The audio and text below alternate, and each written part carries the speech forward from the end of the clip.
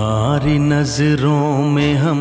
বলিউড অভিনেত্রী সারা আলী খান নতুন করে প্রেমে পড়েছেন। বলিপাড়ায় গুঞ্জন উঠেছে সাইফ কন্যার জীবনে এসেছে নতুন প্রেম। সারার প্রেমিক বিজেপি নেতার ছেলে অর্জুন। অভিনেত্রী তার প্রেমিকের সঙ্গে বিনোদন জগৎ থেকে দূরে অবকাশ যাপন কাটাচ্ছেন। একটি গুরুদ্বারে সারা আলী খানকে মডেল অর্জুন প্রতাপ বাজওয়ার সঙ্গে দেখা গেছে। ভাইরাল হওয়া ভিডিওতে দেখা যায় অর্জুন ও সারা একসঙ্গে সময় কাটাচ্ছেন, তবে সেখানে তাদের সঙ্গে অন্য কোনো বন্ধুকে দেখা যায়নি। এই ভিডিওটি তাদের গোপনে প্রেম করার গুঞ্জনকে আরও উস্কে দিয়েছে।